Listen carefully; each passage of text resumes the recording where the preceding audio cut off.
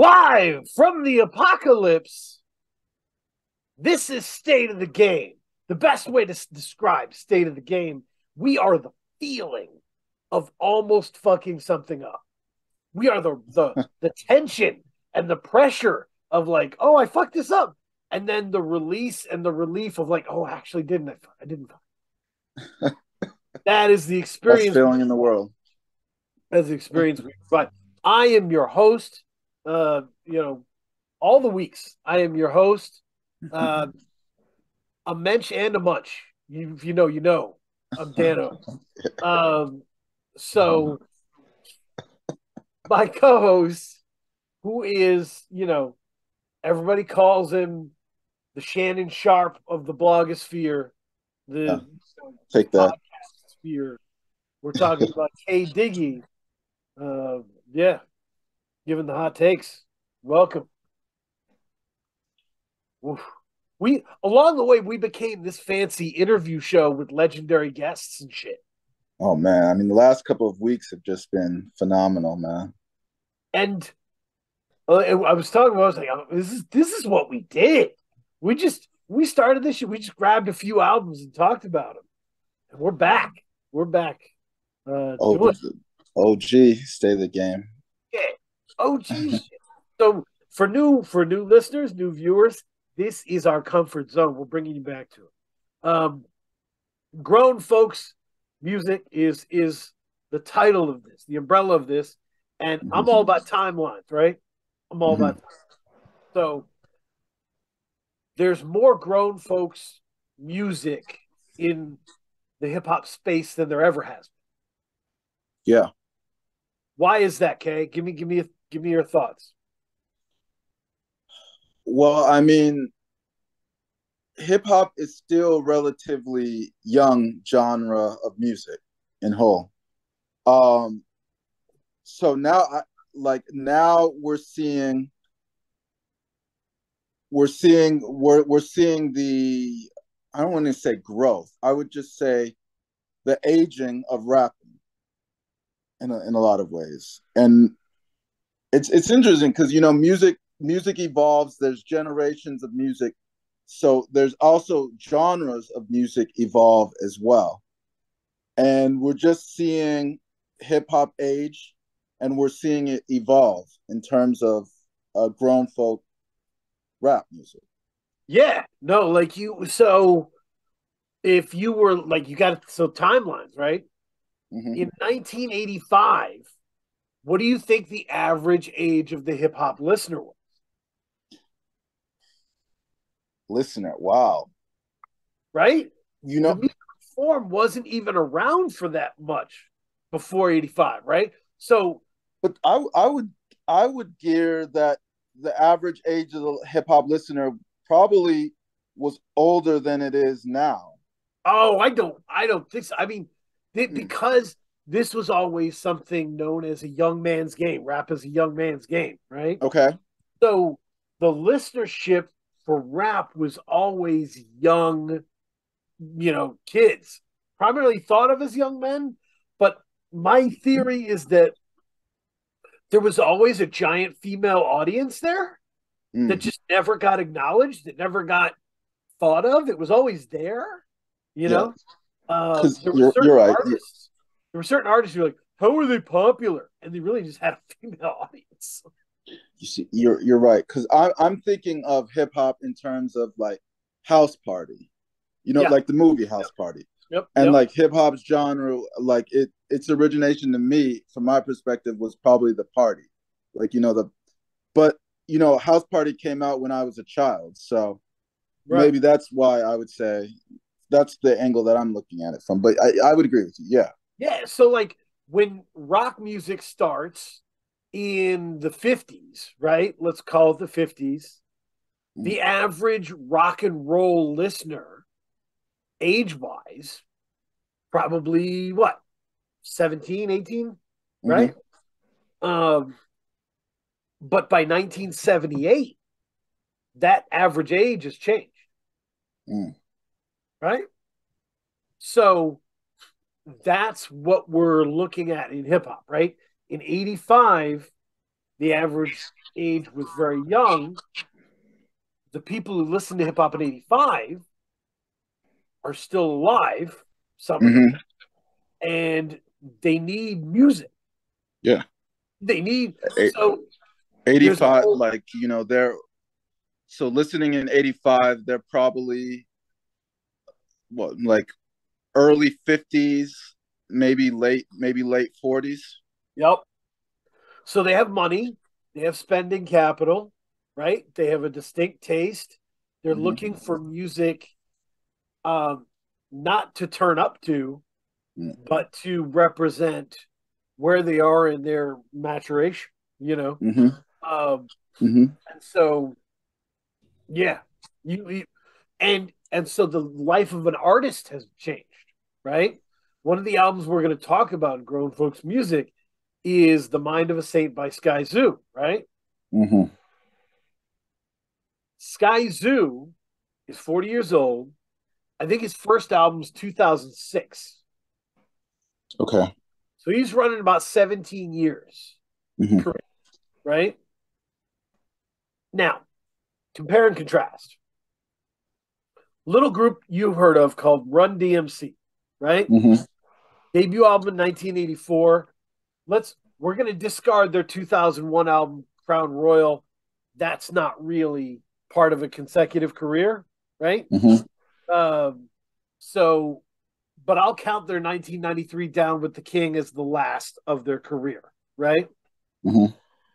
That's 9 years. In '86, they were triple platinum. '93, they were gone.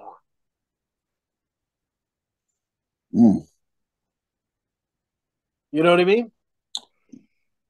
Yeah, I mean, that was so 86 triple platinum, right? Right. By 1990, they're selling 300,000 copies. Yeah. Gone. That audience has moved on. That was just how hip hop was, right? Every few years was an entirely new generation. I mean, at the beginning, like the evolutionary, like the momentum at the beginning is almost.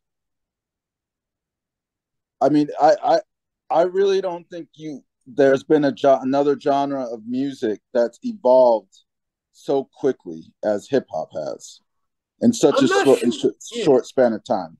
I'm not sure. You would have to study it, but also technology has a lot to do with that, right? Hip hop came up in an age of technology, and was right on the nose of the technology, right? As technology changed, hip hop was the first genre to snatch up those changes and utilize them. Yeah. Okay. Right? Whereas other genres were not, they were just not. If you look at the evolution of jazz over, whatever, right? The Right. 40s through now, I don't think you see those radical changes technologically affecting them.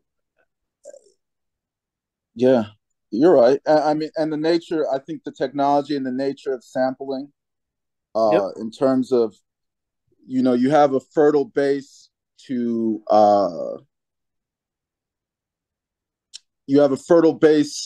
create. Yep. You know what I mean? Any genre of music. And it's just your interpretation and how you flip it really made it for hip hop just to be able to just evolve and grow at a really drastic pace. Yep. So I think that sets up. That's like what's going on, right? Yeah. In terms of the genre, in terms of that grown folks music tag, it moves at the speed of someone who is older. It's not that it doesn't have anger. It's not that it isn't sexual. It's not that it isn't goofy and silly. It's all that. But it moves at the speed of someone who is not in their 20s, not even usually in their Yeah. And I think we've talked about this before. I think grown folk music, I think as an artist, I think the great artists think of their career as a story. Yep. You know what I mean? And you can't, if you came out in 2006, we'll use Skyzoo. If you came out in 2006, you can't be saying the same stories in 2023. Right. So you've got to figure out a way to evolve your career, or not even evolve. You have to figure out a way to progress the story so that it logically makes sense to your listener and to your fans. And I promise I'm not just bringing this up because I like messing with Eminem. I promise. Okay. Okay. But Eminem feels like the test point for that, right? Mm-hmm. Like he he's still good at like mashing Technically, words together and stuff. yes. Right? He's still good at that. He's still good at that kind of fast pace chicanery, right? Mm-hmm. But it tastes different, right? It tastes different because you're like, God, you've been doing this for so it's almost like someone telling you the same joke over and over again. Right. I think with M, which is why I think for me, like he's gotten to the point where he shines more on guest verses than he does on projects, in my opinion. Yep. M, like if you look at, here's how we'll start out with this. How would you describe Eminem's story at the start of his career? So I would say What would you say the narrative that he was trying to push? Well, beyond the narrative he was trying to push, right? I think that what made him so interesting stylistically was that Eminem represented the energy, the stylistic energy of a lot of the people we've talked to, right? Like that scene that had Sage Francis in it, that had Cage in it, right? Mm-hmm. That had LP in it, that had Aesop Rock in it, that had Illogic in it, right? Mm-hmm. That scene that was where people were experimenting with strange flows and, you know, crazy jokes and like really vivid, like battle rap style applied to the verse and to the song, right? Mm-hmm. But with real content there, not just shadow battle. He represented that movement. Mm-hmm. You know, it's why people said he was ripping off Cage and accused him of ripping off people, right? Because there were people like Dose One and people who were like, you know, you could feel that slug. You could feel like, oh, this isn't too far away from what M was doing. Is that what you think? Like, what built the connection between him and his audience? Do you think? Do you think it's that aspect? Because Eminem, I would say he has a loyal following. I so that's one element. One element is that he represented this really growing, vibrant, different kind of scene, right? Mm-hmm. But the other element is that he got Dre at a point where Dre was desperate, and Dre's not one of my favorite producers. Full stop. Like I'm gonna tell you. But Dre's clean. That's his whole thing. The sound is clean. Yes. Sometimes people argue about whether it's too clean, right? That's the kind of sound Dre gives you. Right. Sometimes it's so clean that it's sterile, right? A surgeon, yeah, he's a surgeon. Yes, he's a surgeon. So the combination of the madcap, like insanity of young Eminem, mm-hmm. and the clarity of Dre that's what made that beautiful. Okay. But Dre is a terrible producer now. And Eminem hasn't grown. Right. I would say the character of Eminem hasn't grown. I think the man. I have no idea about this dude. He could be a lovely, full grown individual. Oh, no. When I say character, I mean like the rap character, like Yeah, who he yeah, would. yeah. No, you're. I was following your point in saying like Oh, I oh, agree with you, right? Like him on the mic hasn't grown as a person. This right, isn't hot take, right? I'm not out here, right, you know, angry at this dude's life. You know, I hope he right. has a great And time and a great life. I think what M has struggled to do, because here's the interesting, here's what I think is interesting. Like I think M as a person, he seems like calmer now. He seems like a pretty zen dude to me. Like from what I mean, I know he's not very like media exposed, but he seems like he's a very calm guy, like just wants to live a peaceful life in terms of personally. Yeah, I mean, That yeah. oh go. I just wonder if that's in contrast that it looks that way because this is the guy who caught charges beating someone with a pistol in a pawn shop.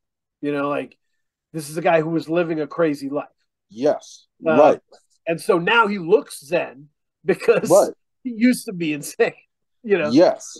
And that, but what I would say is that he hasn't figured out a way to translate that into his music. Correct. Correct. Correct. He has So there's been no evolution. And so there's not like you can't, Eminem should be grown folk music. And I think he has the potential to be able to do that, but he hasn't figured out a way to translate it. yeah. I mean, well, because grown folks music, because the tempo shifts to like a more moderate pace, it's not gonna hit as hard for demographics that want to turn up, right? And Sure. so you have to sacrifice that kind of lead single in the Robin costume thing. You have to let go Mm. of that. And you have to say, no, the whole thing's gonna be consistent. It's gonna be pretty, you know? Mm. So we have three albums we're talking about, right? Mm-hmm. Mind of a Saint by Skyzoo. Uh, we have To What End by Oddisee. And we have is it Sunny War. Anarchist Gospel by Sunny War. Yeah. Um, all three of them. I was I was a little surprised at what the single was because it's kind of hard to differ. Like, it's not like they have one standout banger on these albums. Mm-hmm. They don't, right? They're very. It's a thorough listening experience, right? Yes. All three of these albums. You're like you have to listen to the whole album, right? Yeah. And when that, it's a project. It's a yeah, when you're doing that, you're bowing out of the kind of game that like Bruno Mars plays, right? Like Bruno Mars is trying to give you he's trying to give albums that are album enough to get him a Grammy, but he's also trying to feed you 4 or 5 joints that'll run the radio. yeah. So I mean, it's a he's trying to have it all. singles. Yeah. Their business model is create, and you saw it with Bruno Mars. You saw it with the Silk Sonic. I think that's a project him and like they want those singles and those TikTok clips that like kind of take over the world. Yep. And by the way, you can't do a grown folks music episode without mentioning Frank Sinatra. Frank Sinatra was like the first person to do this back in the day. Like when it was the singles charts and the albums charts were two entirely different audiences, right? Mm-hmm. Because albums were very young. And But, so Sinatra would put his swing stuff on the singles charts and run the singles charts. mm-hmm. But he would do his kind of he used to call it like suicide music. His depression kind of like maudlin in the wee hours of the morning style, you know, yeah, yeah. When I was a very young man kind of stuff, he used to put that on the album charts. So Mm-hmm. he had two entirely different audiences. Mm-hmm. that didn't care about it, didn't know each other. Or interact, right? And so this is a game that's been played for a while, but these grown folks music means you are staunchly in this camp, right? This is this is a very refined thing, and a lot of times grown folks music doesn't sound great on the first listen. Mm-hmm. It'll sound good, but when you listen to it again, you're like, oh my god. Well, you're comparing it to your old, because you're listening it under the context of your old listening taste. You know what I mean? So if you fell in love with Skyzoo in like 2006, 2010, Mm. that's that's what you're going to be comparing your listening experience to in 2023. Yeah, well, you're also comparing it against the market, right? You're comparing it against Sauce Waka, you Oh, know? yeah, okay. You're comparing it against, all these, like Dochi. You're comparing it against, all these cats that are out there giving you a great time, you Mm-hmm. know? Uh, yeah. Glorilla. You're comparing, it sits in Yeah, the same market with this stuff. right. It's not as initially exhilarating. So that's the preface of Mm. it. Okay, yeah, I agree. So not only are you battling the past, but you're battling the present as well. Absolutely. Mm-hmm. I'd agree Wow, with I don't know that. if I showed you this. I am currently drinking out of my Iceberg Theory mug. It's the Iceberg Theory August Fanon glass. What are you drinking? Is that iced tea? Oh no, this is the body armor. Oh, oh, I'm not out like here. I'm not having you getting twisted like Nori. I got work tomorrow. But so so grown folks music is important and is an important thing to acknowledge, but mm-hmm. and it's important to acknowledge the other side and up and comers, which we do all the time, and we'll continue to. But this is grown folks music. Out of these three albums, um, where should we start? What do you think? I'd like to start. Uh, we can start with the Anarchist gospel. Anarchist gospel, baby. Uh, Glad to throw you some non hip hop. Sonny Yeah, Moore is a folk singer from LA and been around for years. This album is very interesting because it is full of lots of different sounds. It is a mixture. Look at the descriptors on the bottom. Yeah, folk punk, folk pop, folk punk, folk rock. There's like the first song, Love's Deathbed, is that thing jams. That thing moves. I mean, it was fat. I was not expecting. I was not expecting it to sound like this. Based on the cover. I mean the title of the album, the artist name. Like I was not. I was legit shocked when I pressed play and I heard that first song. It's like, oh, I was not expecting this. Yeah. No, and she's very lyrical. There's a lot of Yes. interesting things going on in these songs. Um, I love this album. I'm not gonna make a secret of it. I love it. This the more I listen to it, the more I love it. Yeah. What do you like about it? I mean, it's just so like I don't know. It's very thorough. It's a very thorough album. Mm-hmm. Um, it's catchy and it had like swear to God sticks in my head. You remember Swear to God track 5? Sure. Yes. Okay. And it's Yeah, a I did think that the middle, because it's 14 tracks. yeah. I thought the middle sections, swear to God, Yep. Earth, New Day, and Baby Bitch, Yep. were solid.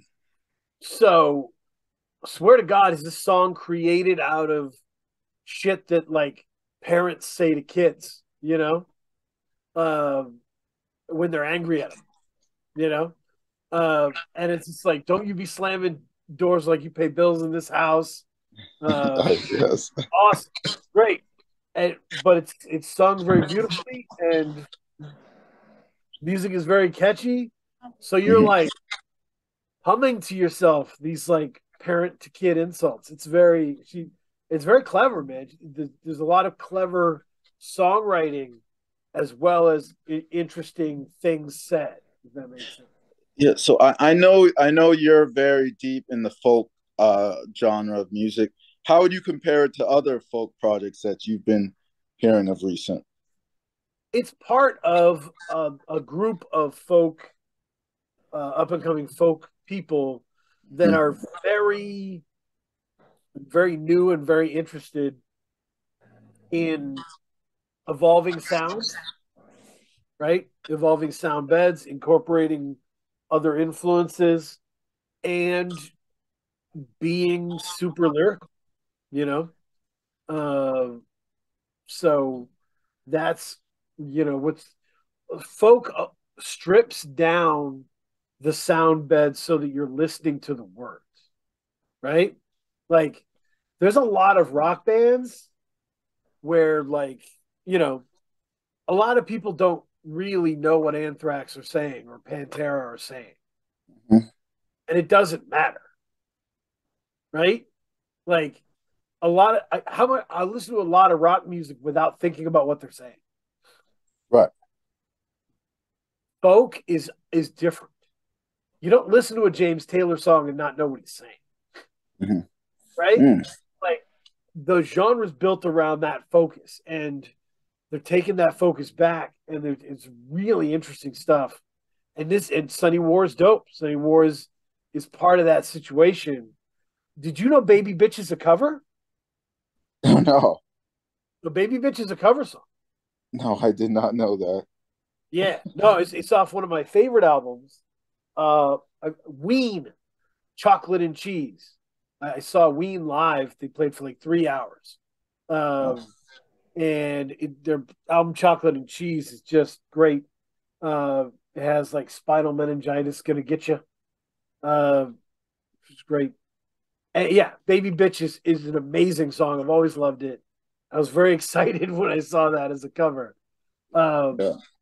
it's so because that was the power of Ween. They were a joke band built around jokes. They had a country album called Piss Up a Rope, that was very just like a complete shitting on country or whatever. Um, but Baby Bitch feels real as fuck, you know? Mm-hmm. Baby Bitch, you're like, that was a real situation. Yeah, Damn, I did not know. I like that was one of the songs that stood out to me. I didn't realize that was a cover. dude. It's awesome. It was a great cover. She played it absolutely straight because it's ultimately not a joke song. Um, man, but yeah, I and let me give you something here. We talked last week, Sketch 185, Hmm. and I told him he's got the best first song of the year, right? Hmm. He left nothing for the swim back, and this to me might have the best last song of the year so far. Let's see. Let's pull it up. So the last song is "Whole." Yep. Okay, and what are the characteristics? I mean, we've talked a lot about the characteristics of a good opening song. What are the characteristics of a good closing song for you? Well, the closing song. Yeah, we talked to Zilla about this, right? That the Zilla's theory was that the closing song should be and the first song should be able to be interchangeable. That's wild. Mm. It's an interesting idea. But the closing song like feels like it gives you everything you needed, you know? Kind of like, when you're ending a conversation, right? Right. With there are some times when you end the conversation and you're like, ugh, right? You're like, it didn't sit well. Hope that's okay. Hope that doesn't come back later, you know, bad. Whereas there's some conversations you leave with a bounce in your step, you know, Right. and you're I like, see what you think about it. that was awesome. You know, that was a great time, you know. The great interaction. Right. Yeah. The last song gives you that. Yep. Okay. I I used, like the way you put it. It's the aftertaste. It gives you a good aftertaste. yeah, yeah, it's what you're gonna remember. And I used to really think about this when I'm writing short stories. You know, that like I could fuck up a page if I, you know, or I could fuck up a paragraph as if I paid it off at the end. Oh, fuck it. Like literally. Oh, as in fuck up Like bad. it Bad fuck up. not fuck up in a big way, but like every paragraph didn't need to hit super hard, Mm. right? You know, I had someone who was critiquing my work say once, like, sometimes you just say, he said blank, and you move on. You don't have to hit home runs every time, you Right. know? Mm. And so, as a short story writer, you're like, I don't have to hit home runs every time, but I have to close the show. Right. Have to close the show. And Whole is a perfect summation of the show. It's heartfelt, uh, it's beautiful, but it does still have these kind of uh, chunkier sounds that defined the early part of the album. Mm. Oh, I see what you mean. Yeah. I agree. So, yeah, were you struck by any part of it in particular? Like, I know you were saying it was not what you anticipated, but how did you feel about it as an album and the flow of it? I mean, I thought it was like folk is not my genre per se. Yeah, But I mean, I thought that, and you know, because of the other two albums that we listened to, that's where my, I guess you could say, best way to put it, it's like, you know, I was in a jacuzzi for two albums, and then I went into a cold water bath. wow, So, and I'm not saying that this wasn't good. I'm just saying like the shock. It was a shock to the system. that's awesome. But Um, you were in your groove. You were in the groove of the kind of hip yeah, hop.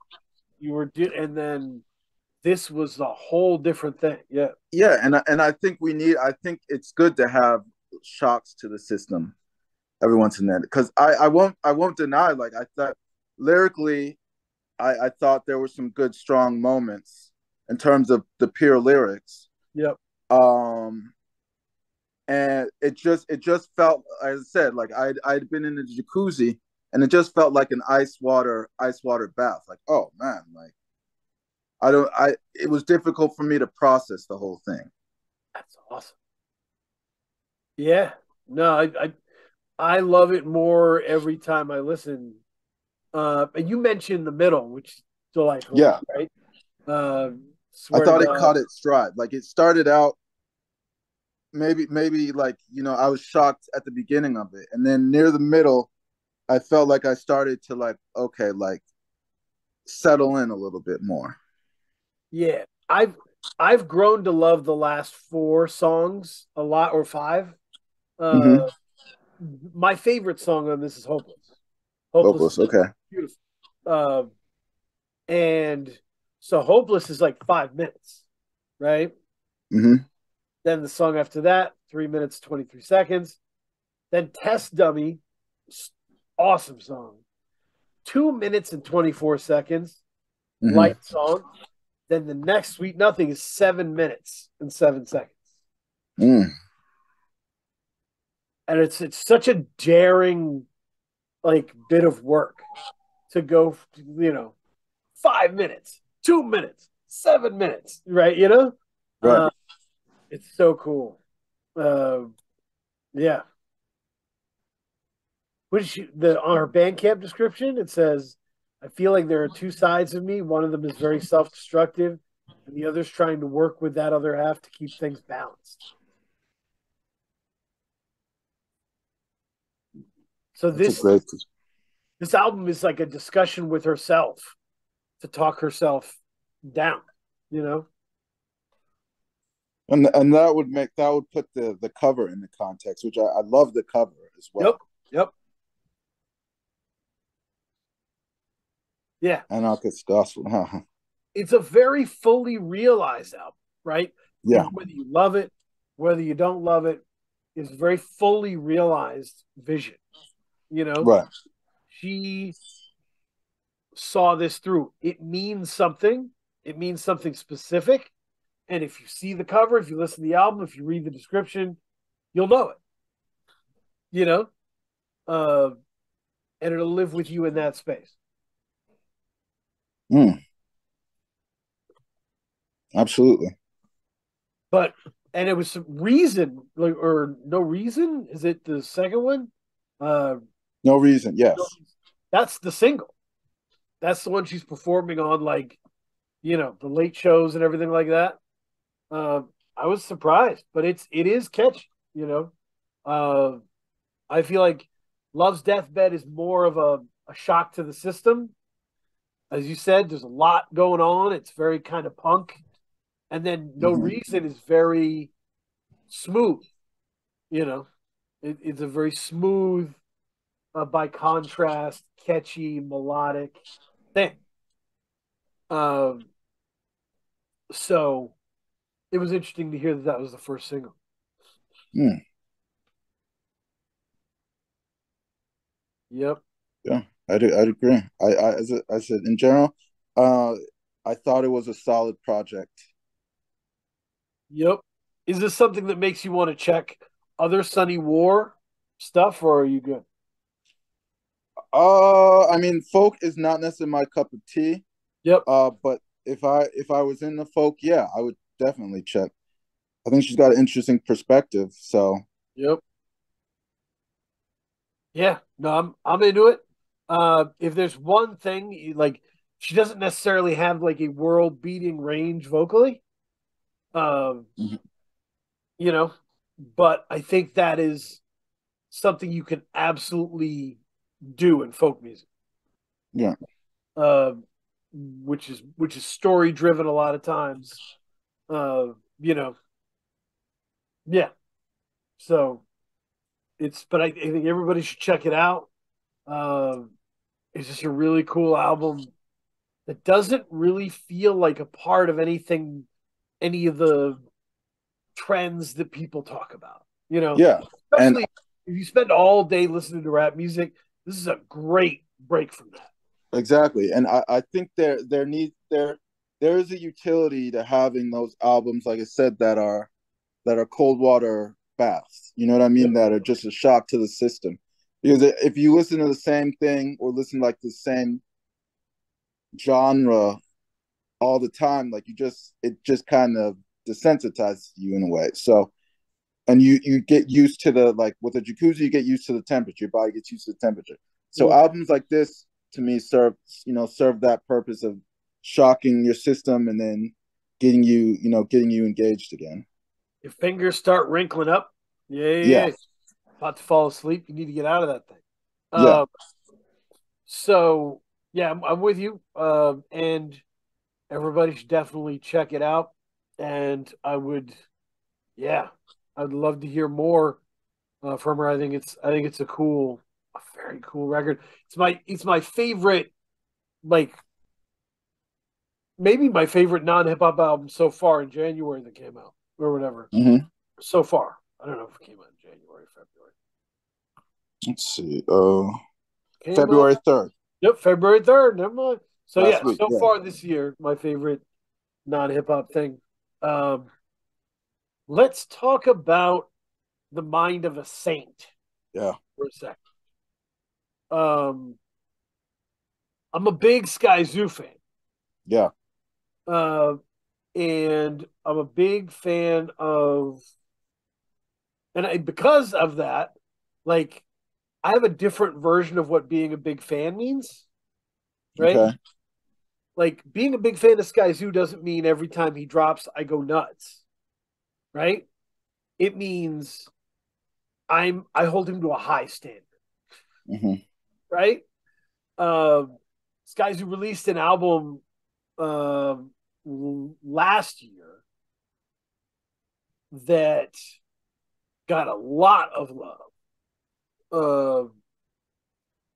And it came out through Mellow Music, All the Brilliant Things is what it was called, 2021. And it was clearly the push for kind of awards and acknowledgement, you know? Mm-hmm. And it was heartwarming. Sky. Didn't like it. Thought it was boring. Uh, Sometimes Skyzoo was boring.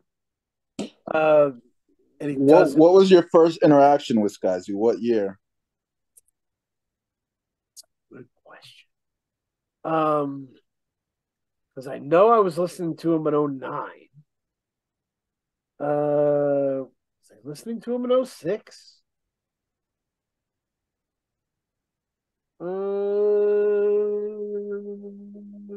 Definitely by 11, definitely by 10. Yeah, it was probably 09. Okay. The And Salvation. Salvation. Okay. How would you describe? So when you first heard Skyzoo, so that you said the album was called The Salvation. Yeah, yeah. His first like album that everyone listened to was Mm-hmm. Cloud Nine, The 3 Day High, which was produced by Ninth Wonder Okay. back in So 06. The Salvation. What? How would you describe the character of Skyzoo on The Salvation? That's a good question. I would say that Skyzoo was like deceptively dense. Hmm.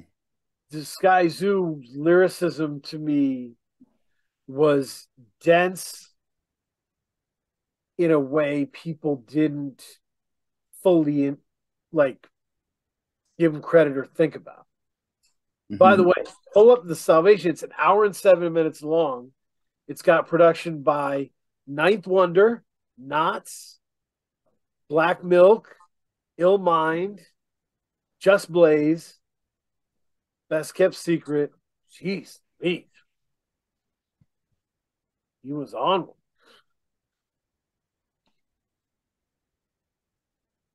So, yeah, I just thought it was a very, like, I remember him getting interviewed by people and them saying, like, oh, well, your album's about this, right? And he'd be like, no, actually, it's about this and it's reference that.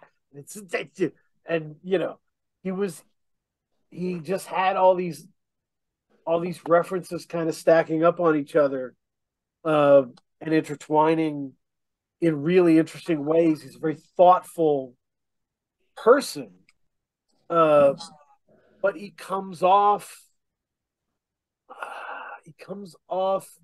in this charismatic way as someone who is relatable, infinitely relatable. Mm-hmm. You know, so Dope Boy Skyzoo is always my favorite, right?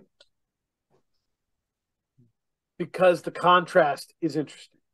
Mm-hmm. On this album, right? Think about Bodies, track 6. Track 6. Okay. Bodies should be a sad song. With that opener was. I know that's a clip from a TV show, but that's like one of the most. Not the opener, the opening clip, I should say. Yeah, yeah, yeah. No, I got you. I got you. Is that from Snowfall? I think that may be Yeah, from that's got to Snowfall. be some stuff. Yeah, I think Yeah. all. But I would say, like, it's this kind of it's this recollection of all the people that he's known who've been murdered or that he's murdered, sent them to be murdered. Um, but it's delivered in this incredibly whimsical way, Yes. right? A very whimsical kind of off the cuff discussion of all these deaths. Right. And The yeah, tone does not the tone of the song does not match what he's actually rapping about, the content. I love that shit. That contrast is what makes Skyzoo in Dealer talk interesting to me because he makes the dealer more relatable. He allows you to see it from the dealer's perspective in a way that is very human. Mm. Yeah, I'd agree with that. I mean, I think this is the first Skyzoo project that I've listened to, so I'm not as familiar. No, there was another one you loved. There was another one you loved. Uh, it was Was about it? him. It was about like fatherhood. Oh, that's right. Oh my gosh. That came out, what was that, like 2018? What? Let me pull that up. Because I remember now that you say it. That was Skyzoo. Yep. It was an EP, maybe Milestones 2020. Damn. I think it was Milestones. Okay. Yeah, 2020 Mellow Music EP. Yeah. Oh, okay. Wow. See, I need to go back to that, man. But I do, when you said fatherhood, that immediately Yep. made Yep. me Jazz and yeah, because that's the thing. This guy who loves jazz and has a great knowledge of jazz, right. and so he's been able to incorporate jazz better than a lot of other people. Um, so yeah, when he's in his comfort zone, talking about jazz, talking about maturing as a person, he can lull you, you know. Uh, I kind of like him in situations where his character is challenged, you know, uh, and he has to What figure shit when you say character, what do you mean by? Do you mean? where his values have to live Okay, in real okay. life, So it's right? actual When, values. Okay. when you have the jazzy soundtrack and you're telling everybody you're very mature, okay, you're very mature. But Mm-hmm. when you're in the midst of, this kind of betrayal and danger, uh, you have to move in a different way with different level of urgency. And I think, yeah, this lane provides him urgency. Provide. You said urgency. Urgency. Yeah. Okay. Yeah. What do you mean by provides him urgency? So my favorite song on this album is 100 to 1. Okay, right before bodies. Yep. Yeah. Okay. 100 to 1 starts with him talking to the engineer Yeah. and saying, "Look, I know this usually like is a hook and a chorus and like then it goes through the three verses.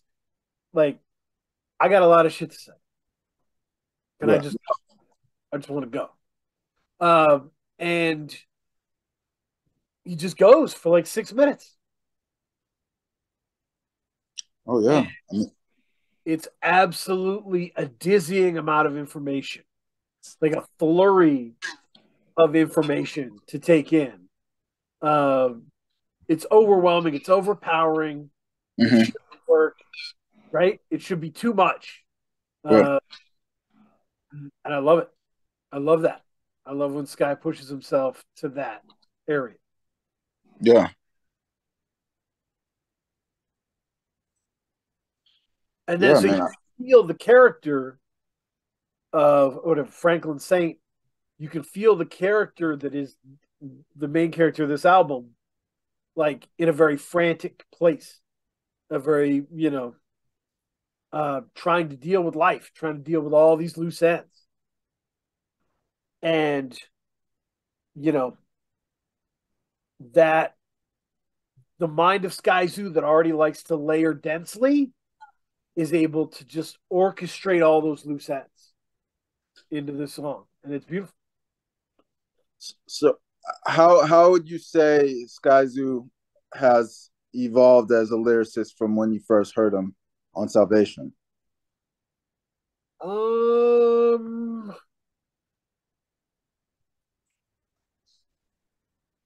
Skyzoo over the years has embraced being his own thing.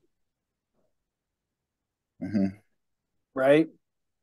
Uh, you know, 2012, A Dream Deferred, you know, he starts just embracing who he is.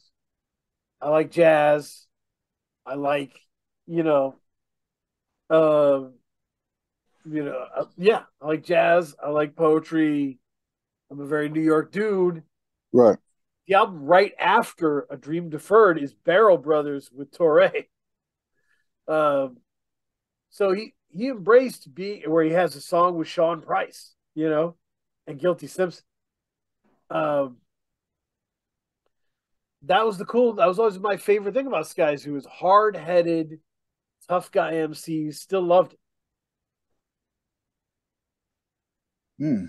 Still loved it. He just embraced the fullness of who he was over time in a way I loved a lot. Music Right. from Friends was great. Uh, yeah.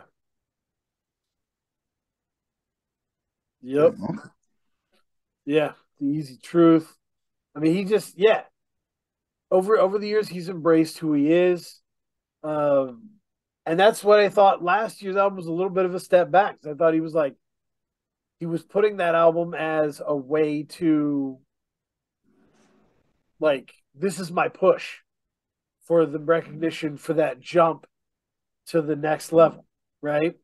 And it was kind of less who he is, Mm. cutting corners to get there. This album is exactly who Skyzoo is Mm. because he's a nerd. Okay, nerd. This is a very nerdy album. Yeah, I mean it's nerdy, but it's also, I would say, I mean, musically mature. It's a very, like, to go back to the theme of grown folks music. This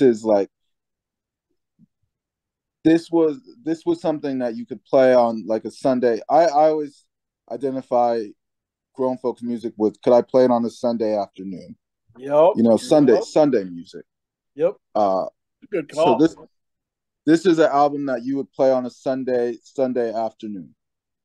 Amen. I think all three of these are kind of. Yeah, Uh, yeah, but this is definitely that I wrestled with the question of whether or not you need to know Snowfall to enjoy this album. I didn't know. I didn't know. Well, I knew that that specific passage or that clip was from Snowfall because I've heard it before, but I've Yeah. never watched Snowfall, so I I've don't. never watched Snowfall either. Um, but there's so many references, there's so many character names, right? There's Mhm. so much direct acknowledging of the series and specific arcs within the series Oh, I didn't know that. that when I saw it, because and it's I haven't seen Snowfall, but like he's directly like when Lorraine went to see Lee, and you're like, man, what are we talking about? Oh wow, I didn't Somebody know was that. so like PQ was asking, do I need to know Snowfall to enjoy this? Someone answered and was like, yes, yes, you do. um, You know, it's akin to you know, it's like Jay-Z's album American Gangster. Like uh, you know, it's akin. I think you can enjoy it.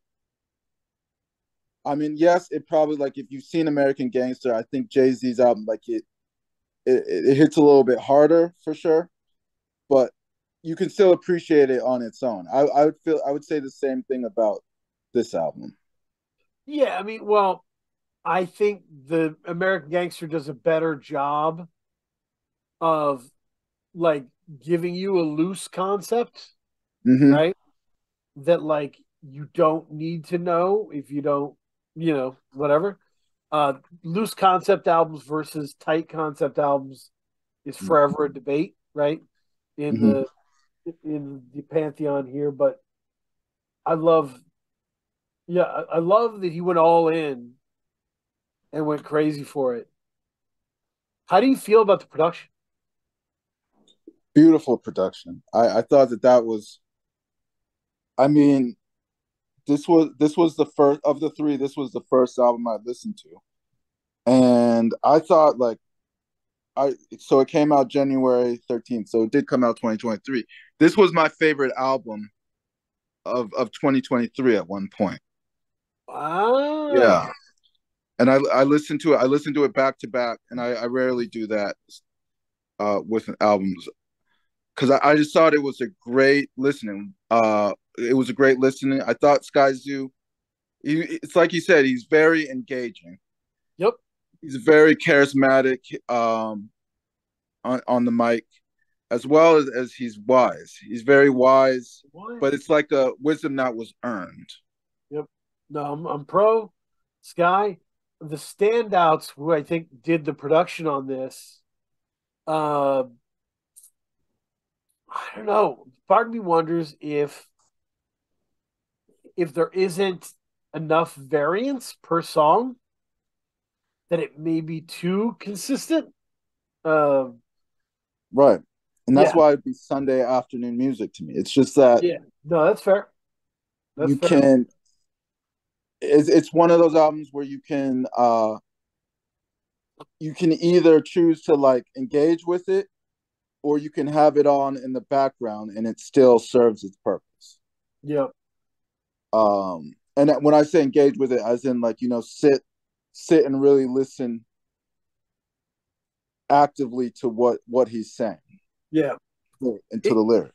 if there's one thing I hate about this album, I Mm-hmm. hate that Ronald Reagan closes it. I hate Ronald Reagan, and I'd rather him not close this album. But I understand it. I understand this. But it's yeah, that's the negative on this album. The only negative on this Yeah. album to me is that it's not hook heavy, right? It doesn't have catchy hooks, Mm-hmm. or anything like that. The beats kind of meld together into one like project. Mm-hmm. So when you are putting it on Sunday afternoon, you can put it on, do some work around the house, and it might end before you realize it ends. And see, I would say my negative is, and this kind of ties back to anarchic and Yeah, and our Anarchist Castle. Yep, and yep. our stuff. The ending. I thought it was. I thought ending the album with like because he had, like the last song, and then there's multiple clips at the end, almost like a collage of clips. Yeah, 80s drug stuff. Yeah. Yeah, I thought that was an interesting choice, and it left. And like you said, the last song is really about aftertaste. I think it didn't leave the aftertaste that they thought it would, that you would want it to. The album too. Yeah, it was. You're right. Maybe it's a little too long in terms of that stuff. You pick one or two of those clips, but you not all three or four or five. Right. Yeah, I'm with you. And I thought that really detracted from, because those clips are the last impression that you Right. have. Yeah, this goes back to my Ronald Reagan thing. I kind of wanted Skyzoo's voice to end this album, Yeah. and uh, you can still use those clips. You can sprinkle them in different places throughout the album. That's fine. Uh, but to put them all in one massive chunk at the end is Yeah, it was. I just thought stylistically that wasn't the choice I would have made. it's like And you remember back in the day when sorry to interrupt you. Back in the day when podcasts like used to put all their commercials at the end, no, you're like, now I'm just gonna stop listening. Like, what? Why would you do that? Bad idea. right, That's kind of what they did. They put, hey man, how about 2.5 minutes of skit at the end? They're like, how about I just stop listening when the skit starts? right, and it's a little bit heavy handed as well. Like we get the message that you're trying to say. As you said, I think one clip would have been great, but I would have liked for his voice to end the album. I'm with you. Um, Yep. but that's that. I mean, that's nitpicking. I think, all in all, I think it's a great project. That just the ending. I just don't think he stuck the ending or It's landing. it's on my list right now of the best projects that's come out, but it doesn't have a firm seat Right. because other people are going to put out music that is more sonically daring than this. Mm-hmm. The production is not, you know, it's just not, particularly unique. It's Mm-hmm. not really, um, you know, I don't know. It's not experimental. It's not, anything new. And there's Mm. new sounds everywhere, right? You know, Yeah. uh, so that kind of gentle boom bap you can get a lot of places. Yeah, but you can't get the perspective from a lot of places. Huh? No, no, yeah, I mean, and Sky does his thing, uh, but we'll see. Yeah, that it's an interesting album. Yeah. It's not his best, but it is. I'm glad to have it. Um, Even if it's just a testimony to how nerdy Sky is, that he just watched this show, went nuts for it, and made an album of. Mm-hmm. Like, how cool is that? That he's just like, most people are posturing too much for that. Mm. So the third album, and so the Skyzoo album was your album. This Oddisee album is my album. Yeah, this is my album too. As I said, there was a point when I first heard the Oddisee, that was my favorite album. Then I listened to this one, and this is my favorite.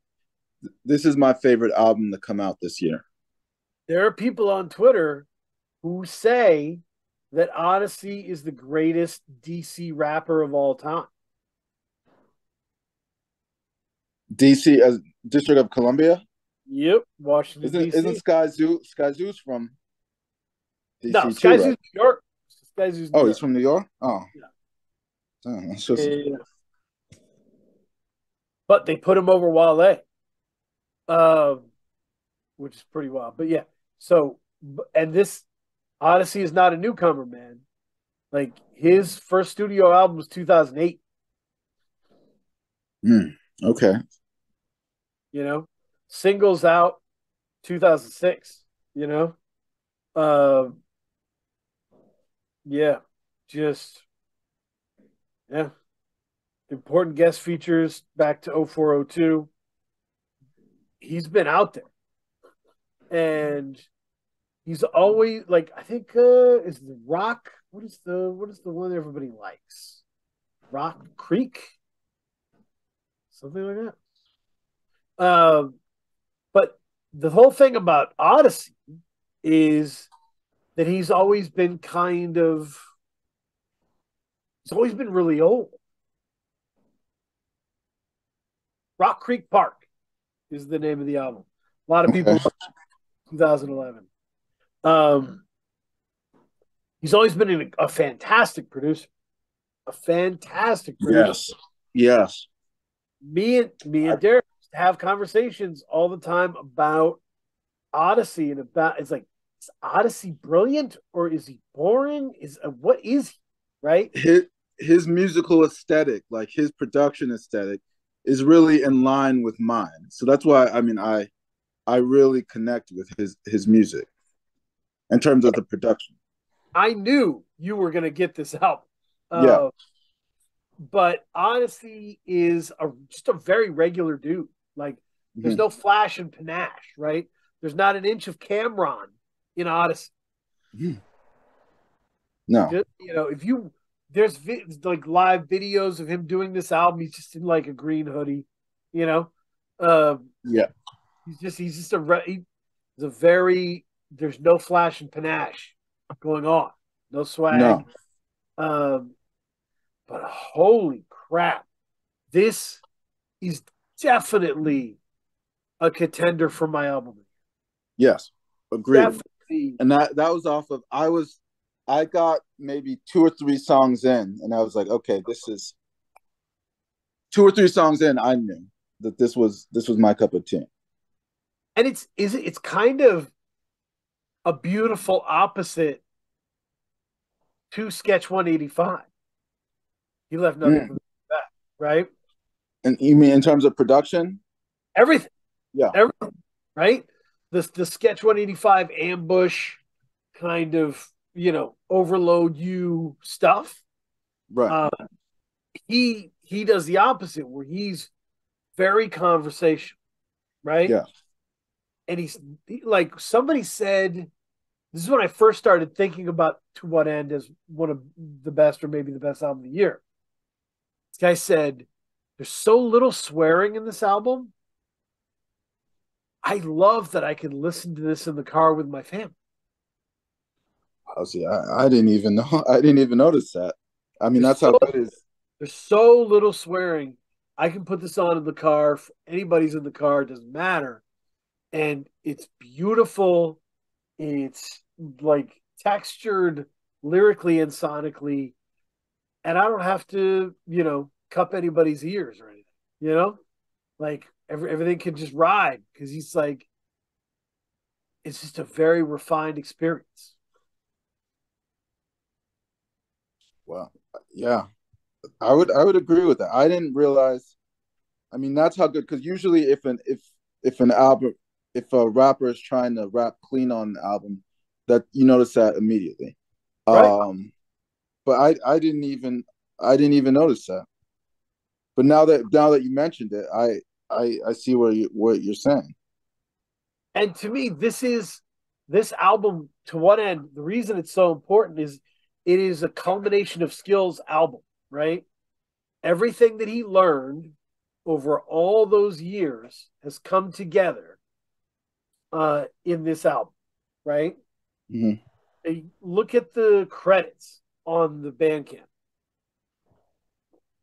John Lane plays drums, right?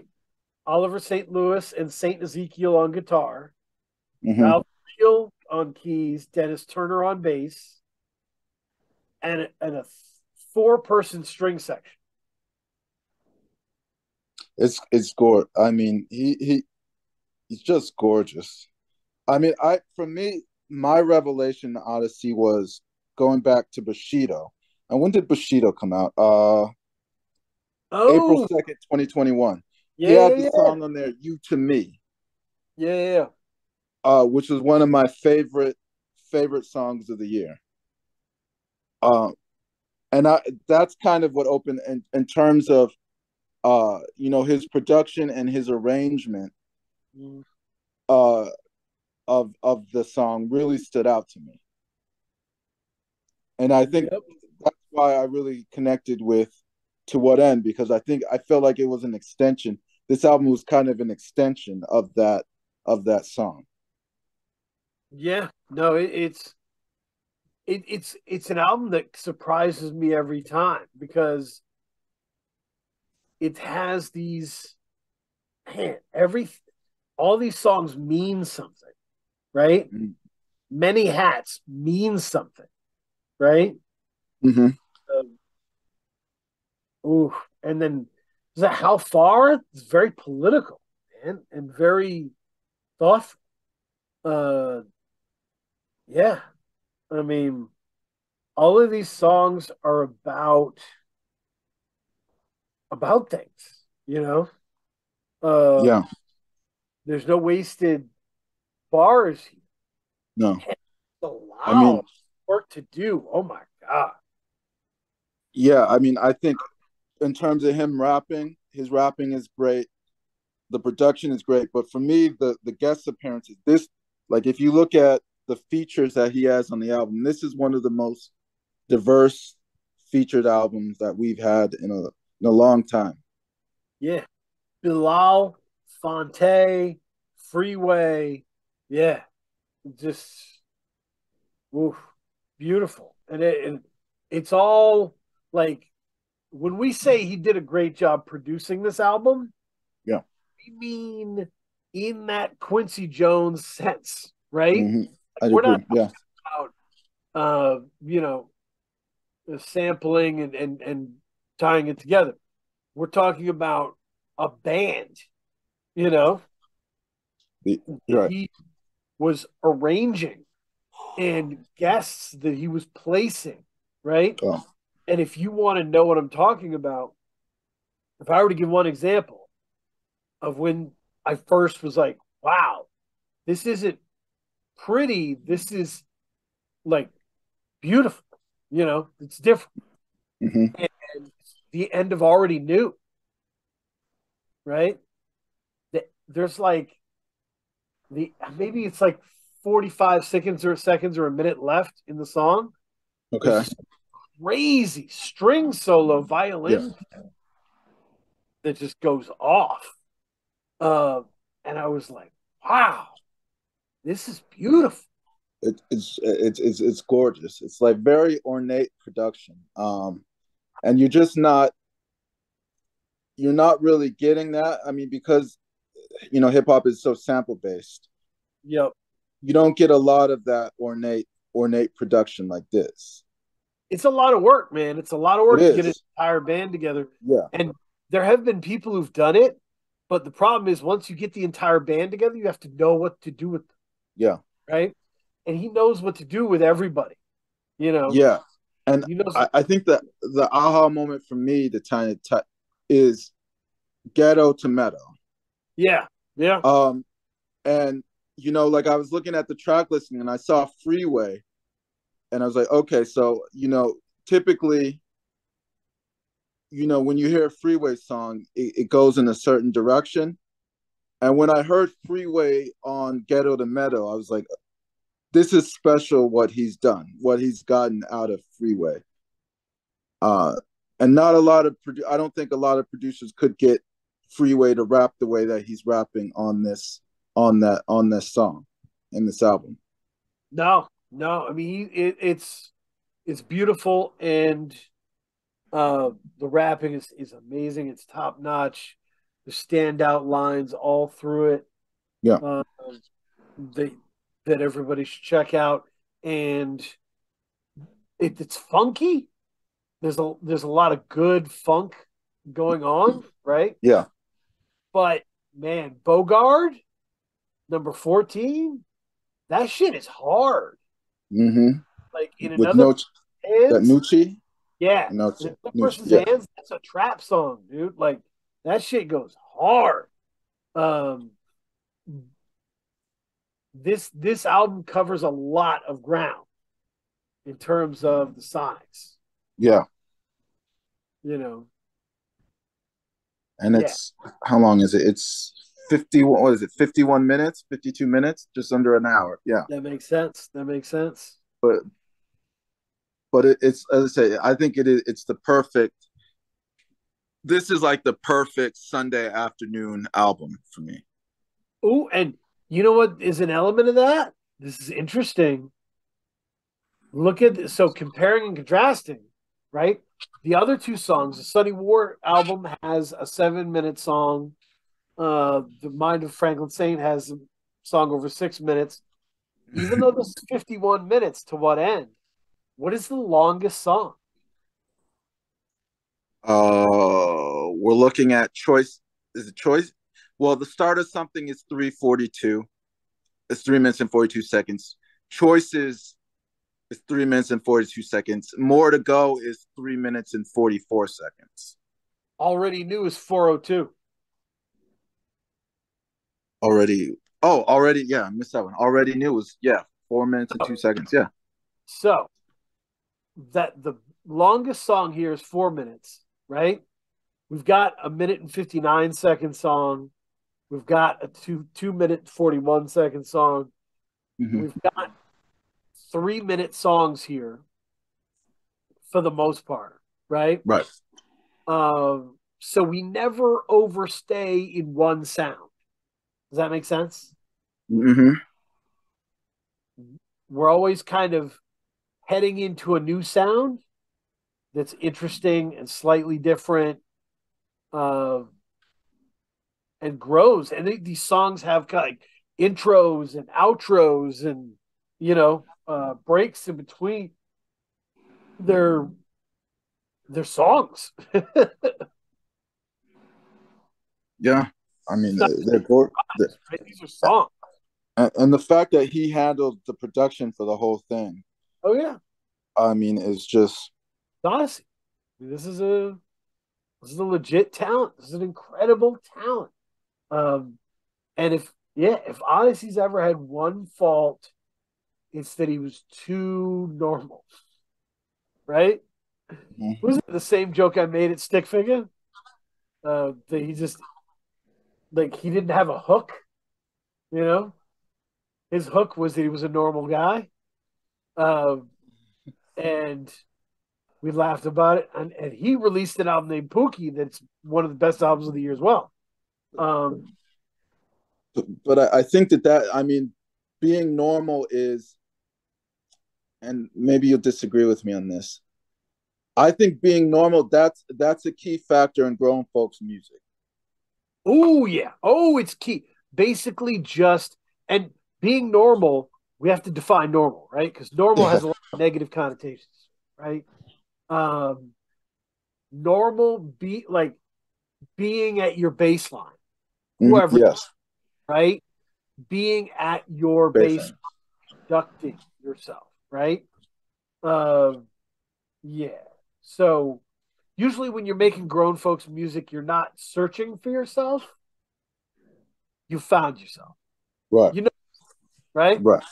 Um, so yeah, it's interesting. And the here's my one tip about making art, right? That I've found over my time. Okay, okay. Um, your greatest weakness is usually the path to your greatest success. Mm. Oh, that's deep. That's a bar right there. That's a bar. So Odyssey on To What End? It's he's gone so normal, ultra normal, right?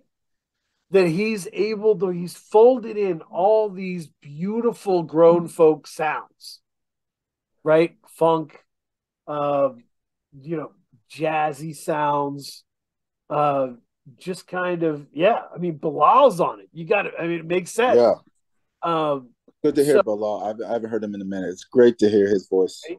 Great to Always hear. great to hear him. But like, he embraced it and was like, you know what? You say I'm too normal. I'm gonna go 1,000% normal in my direction. Mm-hmm.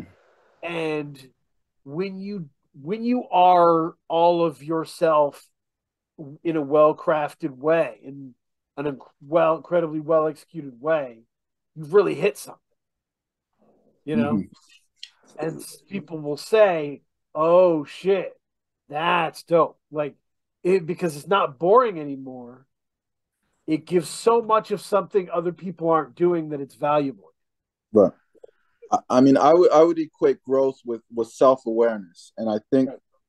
and to tie it back to Eminem, like, and in terms of compare and contrast, like Eminem hasn't musically gotten that self awareness that a rapper like Oddisee has. Yeah, I mean, yeah, and it's having people around you and all Mm-hmm. that, right? So he has, yeah. I just think Odyssey stopped. Odyssey didn't try and stand out. He didn't lean in and say, you know what, you're right. I'm gonna make a banging single. I'm gonna have the Mm-hmm. guest stars you expect. You know, I'm gonna, go full in that direction. He didn't do that, Right. right? Uh, Instead, Odyssey went full Odyssey. It was like I'm going to super produce this in a in an ornate way that is patently unrealistic, right? It's Mm-hmm. patently unrealistic in 2023 to bring an entire band together, you Mm-hmm. know, and fucking make a hip hop album that's 51 minutes long. that's all like an actual band making music together, you Yeah. know, that has Freeway on it, and like it's just insane. So he went full Odyssey, unrelenting. Here's what it is, and I felt like this album was going to be special before I even heard the whole thing. When I heard the single, I was like, "Ooh, he seems Yeah. focused." Odyssey focused is very dangerous. Yeah. So your the the weakness that everyone says about you is often the ticket to your greatest success. When Mac Miller was a kid, he got shitted on hard by the media, hard for being a stupid kid who was annoying. What did he do? He released Movies for the Blind, right, which had a bunch of references to Zen Buddhism and personal growth, right? And he became who he wanted to be, Mm-hmm. right? He took that weakness and he created the path to the next leg of his career. Right, and he evolved. He evolved the rapping persona that he was rapping from Right, about. right. Um, like the movie Movies for the Blind was the up. Like I'm Yep. sure that album sounds a lot different from Oh yeah. Circle Oh or The man. Divine Feminine. Yeah. Yeah. You know what I mean? And that's to me, that's what grown music is. Like taking that character that you created or that voice and growing it, aging it. Yep. Yep. Yep. And and I, Maturation. and, and I Maturation. think that's something that Oddisee and Skyzoo have done a great job doing. Yeah. I mean, and it's like when I was a kid, there wouldn't have been a market for this album. Yeah. There wouldn't. Like it's not. It just wasn't. It wouldn't be popping. Like it's not. It wouldn't be understood. Um, I was thinking about Because it. I would say like maybe because the context hadn't evolved yet as well. So not only does the character have to evolve, but I think the context and the environment has to evolve and develop as well at the same time. So think about De La Soul, right? Mm-hmm. Their first album, 1989, 3 Feet High and Rising, goes platinum, 24th on the charts, #1 U.S. R&B albums, right? Wow. Okay. Second album, De La Soul's Dead, 26th on the charts, 24th on R&B, right? Balloon Mind State is 40th. Comes out, it's 40th on the charts. Okay. It doesn't go gold. It doesn't go platinum, unlike their first two, right? Mm-hmm. It's a relative failure, right? Fast forward to a few years ago, everyone's telling me the best De La Soul album is Balloon Mind State. I'm like, really? They're like, yeah, he got some of the best. They got some of the best jazz players. They got people who used to play in James Brown's band, you know, to Oh fucking wow. play on this album. And it's beautiful and it's ornate and it's What's the name of the album? Balloon Mind State. I Balloon can say Mindset. because I don't think it's on streaming. Buhloone. Okay. My, Hopefully uh, that comes. I know that they're about to come on to streaming. but it's beautiful. Okay. When I listened to it, I was like, "Oh my god, this is clearly their best album. This is amazing." But when it came out in 1993, I couldn't have processed that. At 13, I didn't. I didn't understand, Right. right? And like the genre was too young to understand a need for that. Right. Yeah. That's exactly. So this Oddisee album has a market partially because of Balloon Mind State, right? Mm. Hmm. Uh, so that's what's cool about all this is it's it's a family. Hip hop is a family, Yeah. right? That's why you've never heard me say so and so isn't hip hop. I don't play that shit, right? Soldier Boy is hip hop. He's a Sure. weird drunk uncle at the thing. You know, we're not always proud of him, but he's family. Yeah. And That family, and there's generations in family, and the different generations interact in a different way. Like a grandmother interacts different with a mother than a grandmother does with a grandson or a granddaughter. hundred You know what I percent. mean? So it's all interactions, it's all generations. There's aunts, there's uncles, there's cousins, there's second cousins, there's distant great aunts. Like it's all one family. Yep, all one family, and that's how that may sound corny or whatever, but your face is corny. So the um, but yeah, no, it's a really important album, uh, and it's definitely the reason I thought about this. Right, like oh wow, this is a whole thing, and put this theme together. So it's uh, it's critical. Do you have Mhm. anything to say about this album or these three albums? Anything else? Closing, closing. No, I mean I think that they will hold up well Oh on yeah, in terms of where they end up on the year end list. I mean yeah. these are all three of these projects are great projects that the artist should be proud of. And even if one of them, or they didn't necessarily resonate with particular people, I think just the fact that an artist gave their best effort, and we're seeing an artist give their best shot, and all three of these albums are clearly artists giving their best shot. That is to be commended and applauded. So I tip Yeah, my hat to them all. 100%, 100%. So, and there's more. There's heat coming. So get into the I recommendation mean, corner. we're not even halfway through February. It's crazy out here. Uh, so yeah, recommendation corner.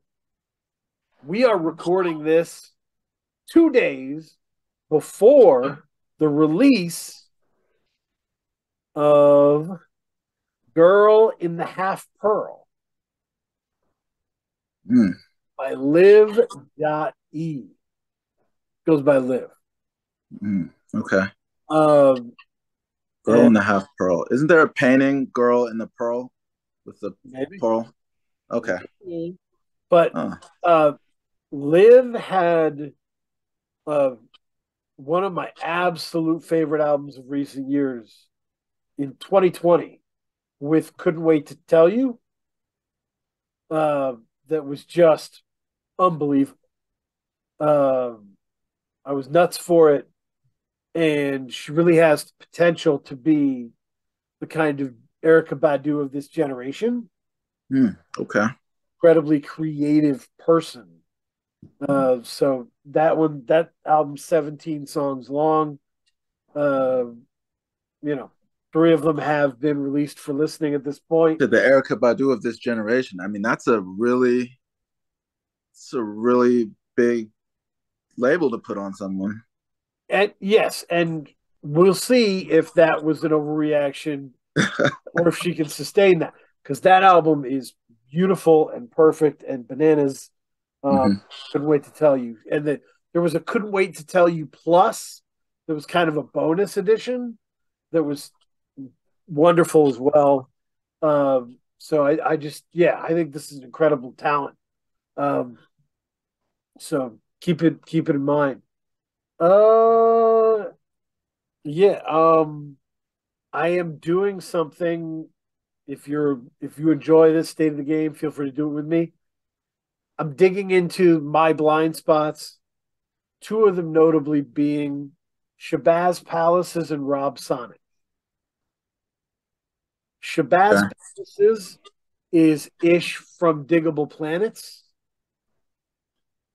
and he created his own kind of experimental hip hop uh, lane as Shabazz Palaces, and it's really wild, man. It's really wild, like a pure hip hop version of like Portishead in a way. But Black Up is crazy. I listened to that. That one was awesome. Um, Definitely check that. And I'm going to dig into the Rob Sonic. I'm going to start with Delicatessen. Move forward. Okay. Yep. So I'm excited to do that. Um, Patreon is popping, doing great work. Got people repping us. Yeah, got things in the mix. What are you listening to?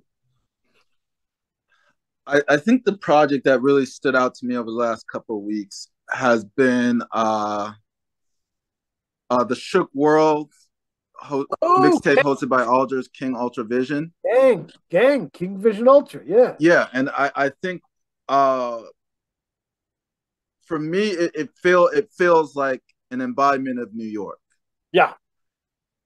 Uh, which really which is really and it's a challenging mixtape. Like I've listened to it, and I don't usually go back to things 3 or 4 times, but I've listened to the project, 3 times, and it's still challenging me, and I still haven't fully comprehended it, but I feel like it's a musical representation of New York, and I get that feeling in a way that's unique.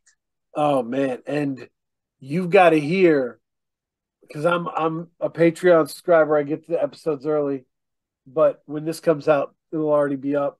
Call Out Culture did a whole Shook World episode with Gang Oh wow, okay. about the whole process of it. It's got beautiful, I mean, head turning like stuff all the way through it. Um, And Gang, the engineering, and I know we talked to Gang about engineering, like the engineering on it is incredible as well. really beautiful point in the interview where Gang says that he didn't know what he was making, and he kind of just followed it, Mm, followed what he had and the spirit of what he had to related things that he had and put it mm, together. mm. And he just kind of kept learning along the way, you know.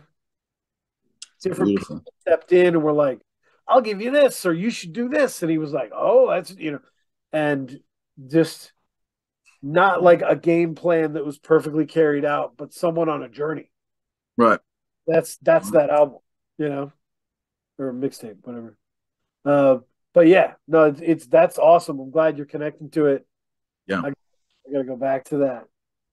Yeah, we will get it popping. Hopefully, have some interesting guests in discussion. So we'll see. But yeah, we'll be back doing it state of the game style. Subscribe on Patreon. Leave a comment about your favorite thing about K Diggy. What?